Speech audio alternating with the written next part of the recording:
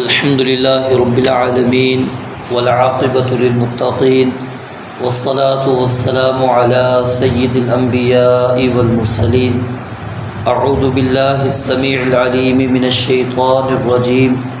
من همزه ونفخه ونفثه. بسم الله الرحمن الرحيم. فلما پس جب فصلا جدا ہوا طالوت بالجنود لشکروں کو لے کر، قال تو کہا، ان اللہ بے شک اللہ تعالی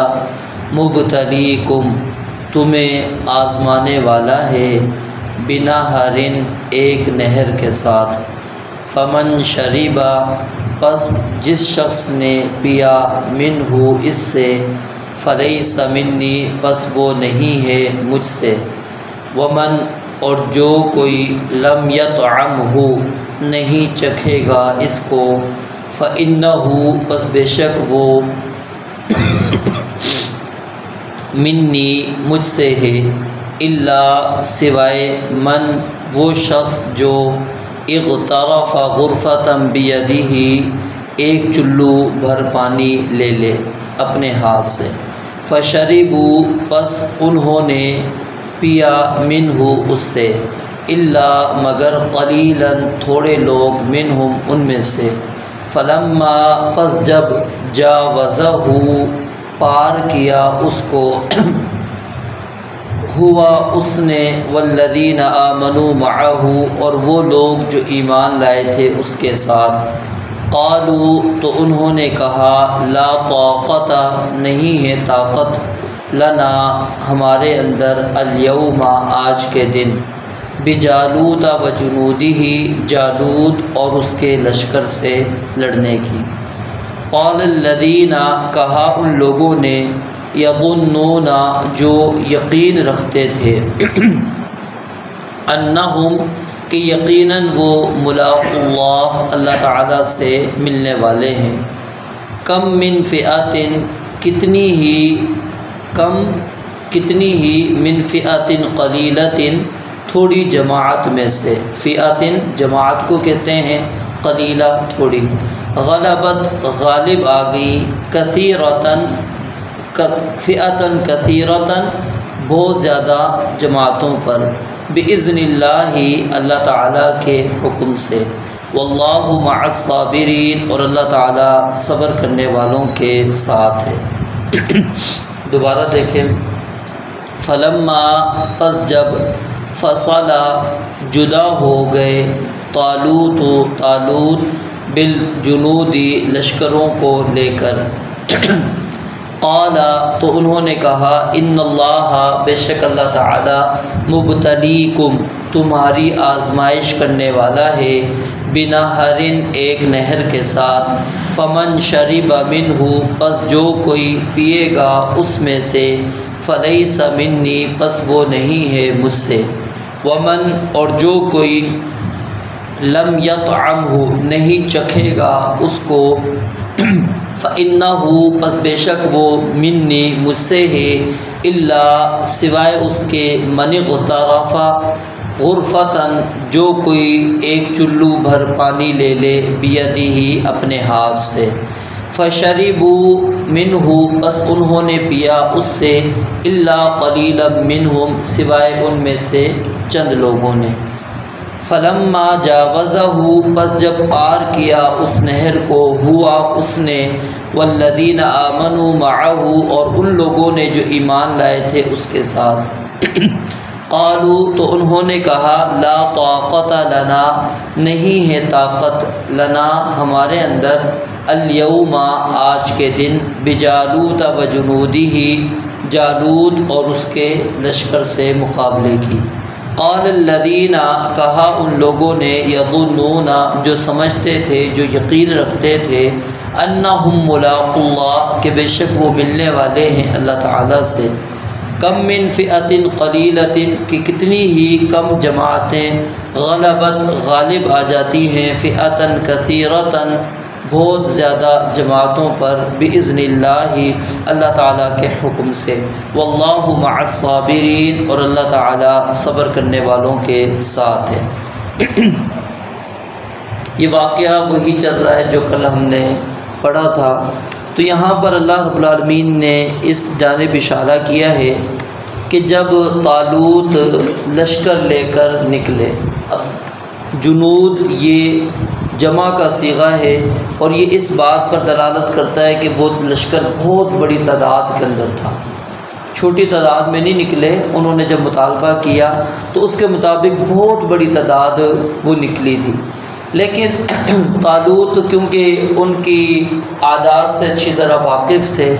تو وہ چاہتے تھے کہ میرے ساتھ صرف وہی شخص چلے جو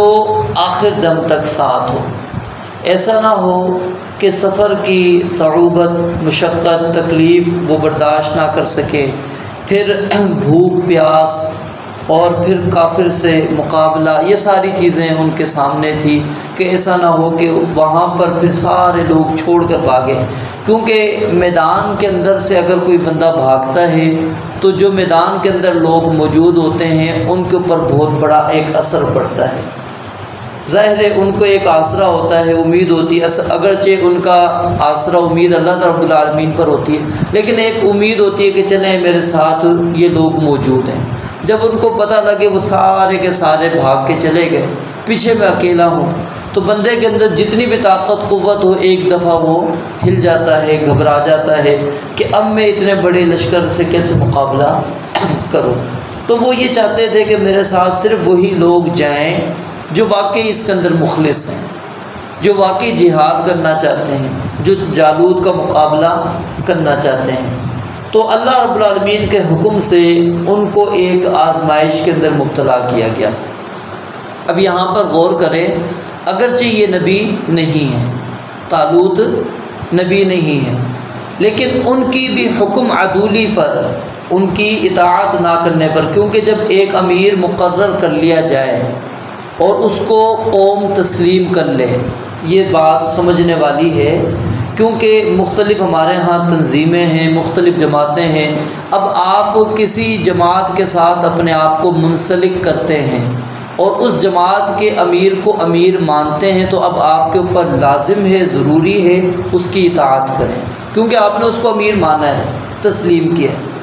آپ اگر اس جماعت کو نہیں مانتے، اس کے ساتھ منسلک نہیں، اس جماعت کے امیر کو نہیں تسلیم کرتے، پھر آپ کے اوپر اس کی اطاعت لازم نہیں ہے، کیونکہ یہ جو احادیث ہوتی ہیں امیر کی اطاعت کی، ہر جماعت والا پیش کر رہا ہوتا ہے کہ امیر کی اطاعت نبی علیہ الصلوۃ والسلام نے کتنی زیادہ تاکید کی ہے۔ اور وہ جو بندہ آپ ذہنی طور پر یعنی کہ ایک جماعت کے ساتھ ہیں، حقیقی طور پر نہیں، ذہنی طور پر ہیں، آپ کہتے ہیں کہ چلیں یہ بندے اچھے ہیں، مجھے ان کے ساتھ چلنا چاہیے، لیکن آپ ان کے ساتھ مکمل طور پر نہیں چلتے۔ اب وہ آپ کو بھی اسی زمرے میں لا رہے ہوتے ہیں کہ جی امیر صاحب کا حکم ہے، آپ نے کیوں نہیں مانا ہے، یہ ہمارے امیر صاحب مقرر ہیں، آپ نے ان کی اطاعت کیوں نہیں کی۔ وہ بڑی اس چیز کو پیش کر رہے ہوتے ہیں۔ اس چیز کو یاد رکھ لیجئے، سمجھ لیجئے کہ جس کو امیر مان لیا گیا متفقہ طور پر، اگرچہ اس کے اندر حاکم آتے ہیں، سب سے پہلے حکمران آتے ہیں، اسی وجہ سے آپ علماء کے اقوال پڑھیں تو آپ کو ملے گا کہ اگرچہ ہم ان چیزوں کے خلاف ہوں، لیکن اگر ایک چیز پر لوگ متفق ہو جائیں کہ یہ ہمارا امیر بن چکا ہے تو ہم اس کی اطاعت کریں گے۔ اور اطاعت کس کے اندر ہوگی؟ اللہ تعالیٰ کی جو اطاعت والی کام ہوں گے، یعنی معروف کے اندر، معصیت والے کاموں کے اندر اطاعت نہیں ہے۔ لا طاعت لمخلوق فی معصیت الخالق، خالق کی نافرمانی میں مخلوق کی اطاعت نہیں ہوتی۔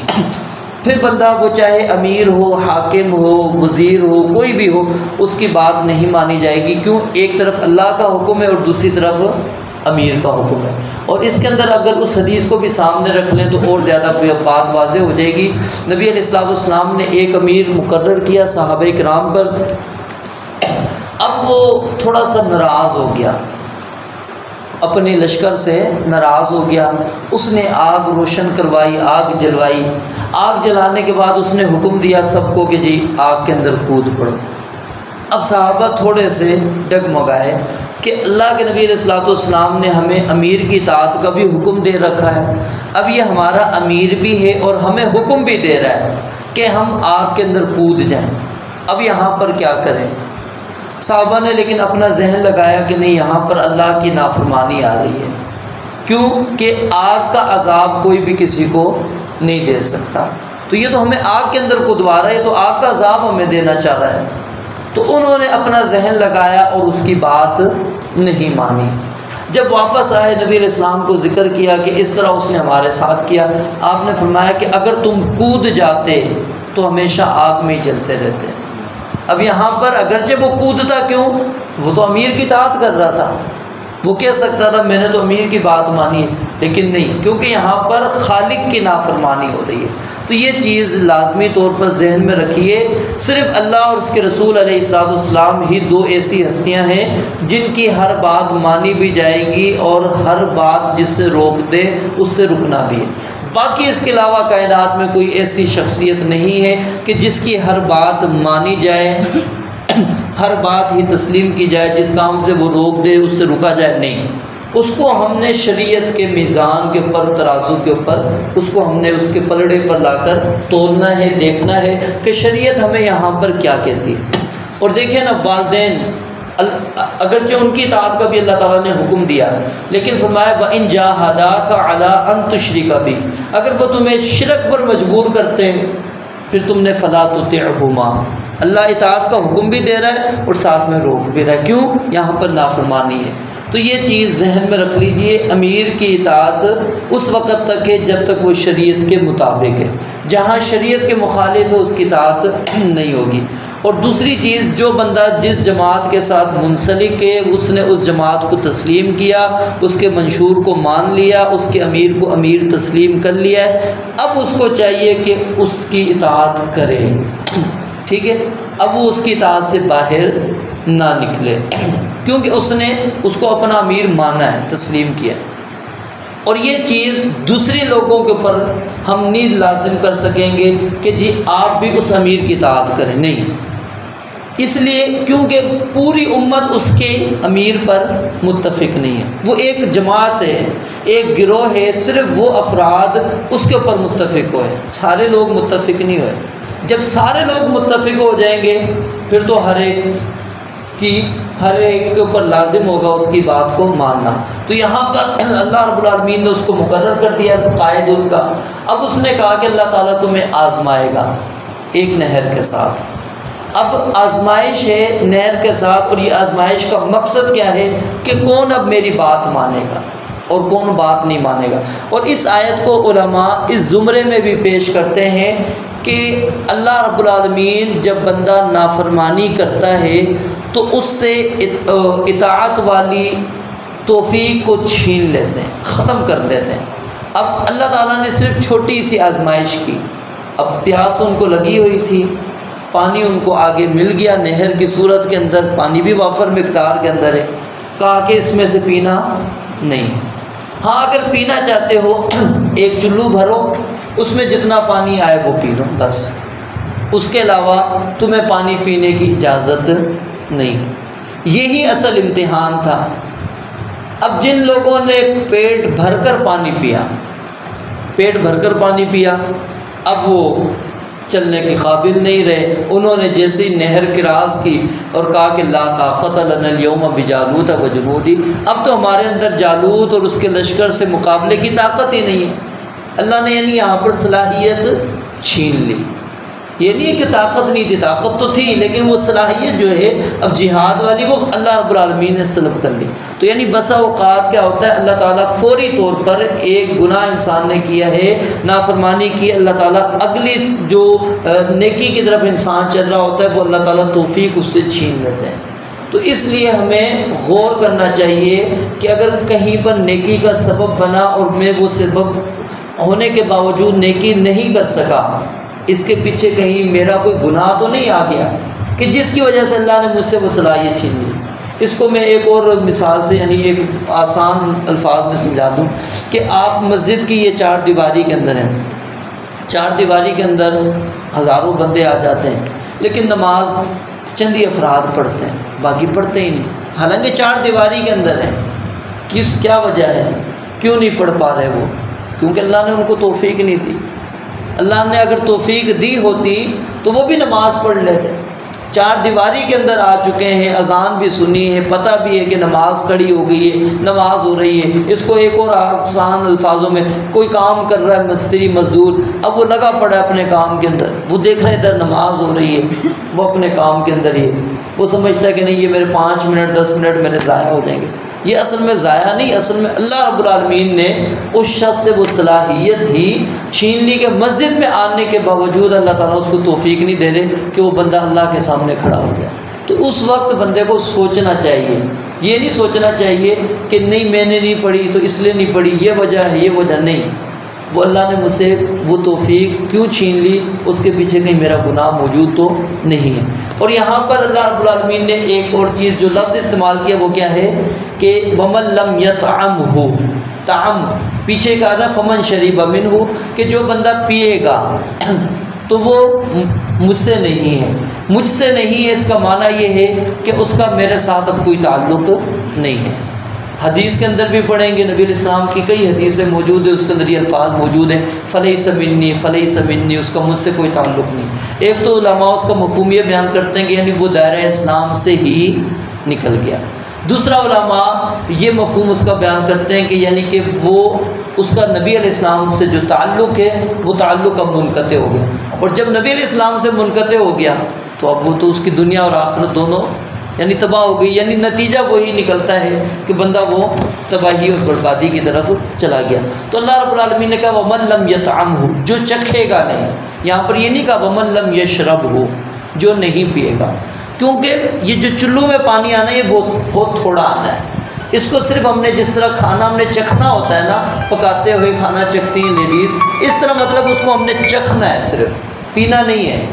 اس لیے فرمایا جو بندہ چکھے گا نہیں فَإِنَّهُ مِنِّي، وہ مجھ سے ہے، یعنی جو بالکل ہی ہاتھ ہی نہیں لگاتا۔ چلو ہے، اجازت ہے اگرچہ ایک چلو بھر کے پی لے، لیکن ایک بندہ وہ ہاتھ ہی نہیں لگا رہا، وہ پی رہا ہی نہیں ہے، بالکل پانی کے قریب ہی نہیں جا رہا، وہ مجھ سے ہے۔ پھر آگے فرمایا قال الذین یظنون انہم ملاقو اللہ، جو لوگ یقین رکھتے تھے کہ ہم نے اللہ تعالیٰ سے ملنا ہے، یعنی اگر گئے شہادت ملے گی، شہادت کے بعد ہم نے اللہ رب العالمین کے پاس چلے جانا ہے، تو فرمایا وہ انہوں نے کیا کہا کہ اگرچہ ہماری تعداد اب تھوڑی ہو چکی ہے، جیسا کہ کل بھی میں نے بتایا تھا ان کی تعداد 313 ہے۔ سیدنا برا بن عازب بیان کرتے ہیں کہ مجھے اصحاب محمد صلی اللہ علیہ وسلم نے یہ بات بتلائی کہ جتنے بدر کے اندر صحابہ شریک تھے اتنے ہی طالوت کے ساتھ وہ لوگ تھے جو نہر کراس کر کے آگے گئے تھے، تو یعنی وہ کتنے 313 یا 317 یہ تعداد ہمیں ملتی ہے۔ تو اتنی کم تعداد رہ گئی جو طالوت کے ساتھ جہاد کے لیے گئے، تو انہوں نے کیا کہا کم من فئۃ قلیلۃ، اگرچہ تم پیچھے رہ گئے ہو ہمیں کوئی خوف نہیں ہے، اللہ رب العالمین کی مدد اور نصرت بہت تھوڑی جماعت کے ساتھ آ جاتی ہے اور وہ بہت بڑی جماعت کے اوپر غالب آ جاتی ہے، اور اس کی مثالیں نبی علیہ السلام کی سیرت میں سے ہمیں جنگ بدر کی صورت میں ملتی ہے، جنگ احد کی صورت میں ملتی ہے، جنگ خندق کی صورت میں ملتی ہے، پھر اسی طرح جنگ موتا کی صورت کے اندر جس میں مسلمانوں کی تعداد 3000 اور دشمن 2 لاکھ تھا۔ تو یہ بے شمار مثالیں، اور بھی اگر تاریخ کو آپ پڑھیں گے تو اس کے اندر کئی مثالیں آپ کو مل جائیں گی کہ اللہ رب العالمین نے چھوٹی سی جماعت کو ایک بڑی جماعت کے اوپر، جو یعنی اسلحے کے لحاظ سے بھی، تیاری کے لحاظ سے بھی، اور تعداد کے لحاظ سے بھی، ہر لحاظ سے وہ ان سے افضل تھی، اعلیٰ تھی، ہر چیز ان کے پاس موجود تھی، اور مسلمانوں کے پاس کچھ بھی نہیں ہے۔ اللہ رب العالمین نے ان کو غلبہ دیا، اور یہ کس کے حکم سے؟ بِإِذْنِ اللہ۔ یہاں پر اللہ نے یعنی وہ جو انسان کے اندر تکبر آ سکتا تھا نا، اس تکبر کو اللہ نے ختم کر دیا۔ کیوں؟ انسان کہہ سکتا ہے جی میں لڑا تھا، میں گیا تھا۔ ابھی پچھلے دنوں یہ جو واقعہ انڈیا اور پاکستان کا ہوا تھا، اس کے اندر ہم کس کو کریڈٹ دیتے ہیں؟ یہ اللہ رب العالمین کا حکم تھا، وگرنہ جس طرح کے معاملات ہوں آپ آدھے گھنٹے کے اندر ساری کارروائی کر آ جائیں، کون کر سکتا ہے؟ ان کے سارے معاملات جام ہو جائیں، ان کو خبر تک نہ ہو، یہ بِإِذْنِ اللہ ہوتی ہے، اس کے اندر ہمارا اپنا کوئی کمال نہیں ہوتا۔ کوئی سمجھ لے کہ جی میرا کمال تھا، میں پائلٹ اچھا تھا، میرے پاس اچھی ہمارے پاس اچھی ٹیکنالوجی تھی، ہمارے پاس اچھی مہارتیں تھیں. نہیں، یہ ساری کچھ ہونے کے باوجود اگر اللہ کا حکم نہ ہو کچھ بھی نہیں. اور اگر بندے کے پاس کچھ بھی نہ ہو، اللہ کا حکم ہو، تو اللہ رب العالمین غلبہ دے دیتے ہیں. اور اس کے پھر اثرات دیکھیں اللہ رب العالمین دیتے چلے جا رہے ہیں. اور یہ اصل میں چیز جہاد جو چیز اصل ہے، ہمارے حکمرانوں کو یہ چیز اصل میں سمجھ نہیں آتی. اور یہی چیز نبی علیہ الصلوۃ والسلام نے واضح طور پر بیان فرمائی تھی. اور یہاں پر بھی یہی حل ہے کہ ان لوگوں کو جب علاقے سے نکالا گیا تو واپسی اللہ نے کہا علاقہ چاہتے ہو جہاد کرنا پڑے گا. تو جہاد والے راستے کو جب بندہ اختیار کرتا ہے تو اللہ رب العالمین غلبے بھی نصیب کرتا ہے. واللہ مع الصابرین. اور یہ مرحلہ انتہائی صبر آزما والا ہوتا ہے. اس کے اندر انسان اپنی بھی طاقت قوت جمع کرتا ہے اور ساتھ میں اللہ رب العالمین پر یقین، اعتماد، توکل، بھروسہ اللہ رب العالمین کی ذات پر ہوتا ہے. اپنے کسی تیاری پر اس کو اعتماد نہیں ہوتا. جب وہ صبر کرتے ہیں تو اللہ رب العالمین کی مدد نصرت ساتھ میں ہو جاتی ہے. رب العالمین سے دعا ہے اللہ تعالیٰ سمجھنے عمل کرنے کی توفیق عطا فرمائے. وآخر دعوانا الحمدللہ رب العالمین.